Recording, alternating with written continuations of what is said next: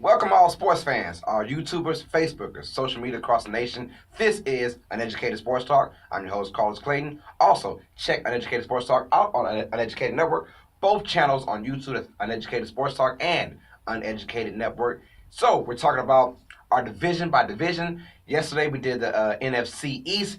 The Philadelphia Eagles being charged out with the Cowboys, Giants, and Redskins. Now we're talking about the team division that came up one touchdown short of the Eagles last year, the New England Patriots, and they represent the AFC East. So break down the Patriots, Dolphins, Bills, Jets, the whole 9 yards of the AFC East.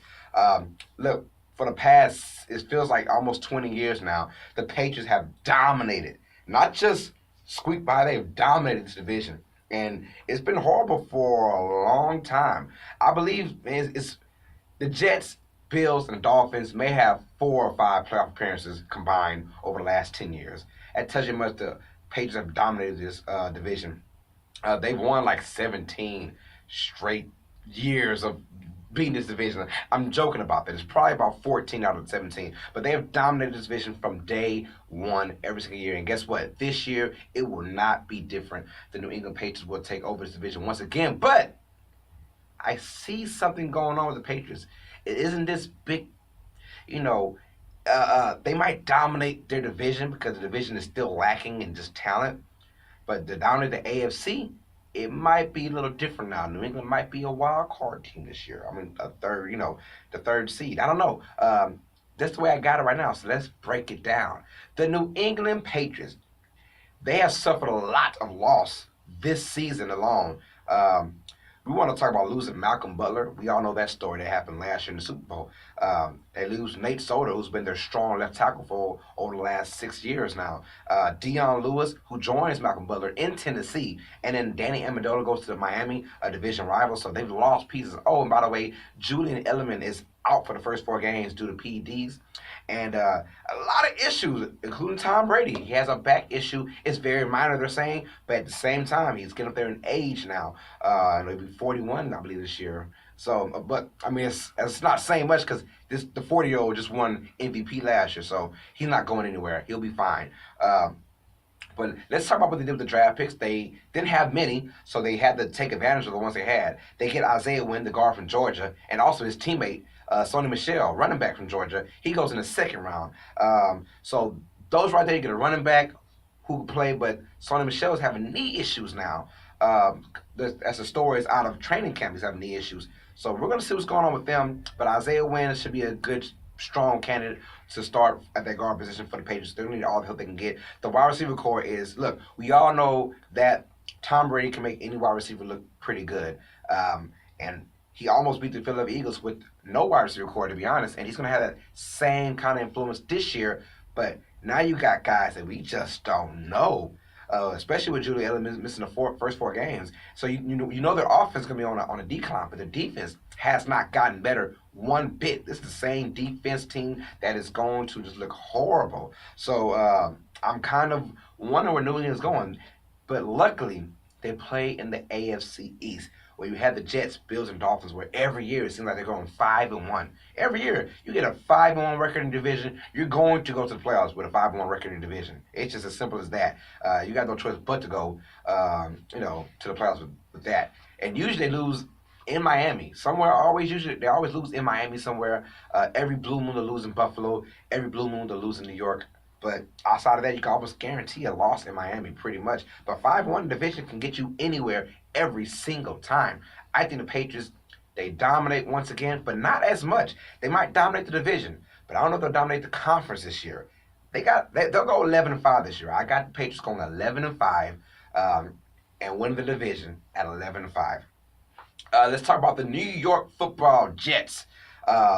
Those guys, well, they add Sam Darnold. They add Isaiah Crowell. Outside of that, this is pretty much the same team, but I like this team. When Josh McCown was there last year, this team, although they didn't do that well, they competed just about every single time. In every single game, they competed, and I like their spirit. You added Sam Darnold, who looked very good in his first preseason game. I believe he went, was it 14 for 19 for like 90-some yards and a touchdown, but he looked good. He's 13 for 18. But he was accurate. He stepped in the pocket. He knew when to move out the pocket. He knew when to maneuver. And Sam Darnold is looking like the best quarterback so far out of all the rookies. But will he start? He has the best chance. But in that preseason game, Josh McCown, he only played one snap, but you had Teddy Bridgewater who looked very well, and Sam Darnold looked very well. And Sam Darnold was the third string quarterback. So it's going to be a really good, interesting battle, I believe, as each preseason game goes on. I believe next week, Sam Darnold will get the second reps as a quarterback, and then probably the third week, he might be the starter just to see what's up with that, If Sam Darnold can play the same way he did in week one and the same way he did week one for week two and week three, he's definitely going to be the starter for the New York Jets. They have a bright future. I mean, you had Jamal Adams, who was there last year. He's the anchor of that defense, and the defense looks young, and they look spry, and they look fast, and they look like they're going to be very intimidating. So I like what they brought last year. They just didn't have the offensive chemistry till late with Josh McCown until he got hurt, and then everything went kind of downhill from there. But now you get a Sam Darnold in place of Josh McCown, and Josh McCown being the perfect mentor for Sam Darnold, the perfect mentor for any team pretty much, because Josh McCown is a pro's pro, and he's going to help benefit that quarterback group because there are no egos when it comes down to that quarterback class. So they also add Isaiah Crowell from Cleveland, a running back who can get you, who easily can get you 1,000 yards rushing if he's the main back, but they will have a running back by committee. But I see this team being very competitive, and I see them having a chance to get to the wild card game, to play for wild card. And I got the Jets going 9-7 this year. Very surprising, but I got them going 9-7. They'll win a lot of close games, but the main part is they'll be in every single game, and that's going to really help them out. Let's get on to the Miami Dolphins. And we all know about Ryan Tannehill tearing his ACL last year. Well, he is back now, and he just had a recent dispute with a teammate, a rookie running back, from a misplay earlier today. So he called him out, and Ryan Tannehill is meaning business. And if you're a Miami fan, let's just be honest, from top to bottom, I mean, their franchise is a mess right now.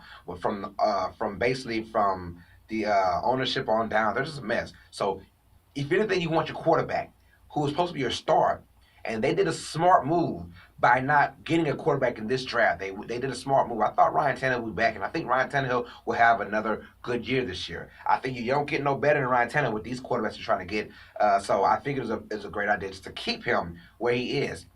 He's got to be the leader and the motivator. Two things. They gave up Jarvis Landry. I don't know if it was a conduct kind of thing or Jarvis just feeling himself, but they gave him up like he was nothing. And, but they get Danny Amendola. They get Frank Gore, who's going to be a big part of that running game. And if you want a smash and dash kind of running game to help Ryan Tannehill out, that is the perfect candidate. You have Kenyon Drake, who they're going to probably split carries, but I see Frank Gore as the season goes on. Look, Frank Gore is just getting better with age. Let's just be honest, getting better with age. So every year he is dominating more and more and more. So I like what that pickup with Frank Gore. But also, here are their draft picks, noticeables. Got Micah Fitzpatrick from Alabama, the safety / free safety / corner. He can do it all. He's that joker kind of cornerback or safety kind of guy.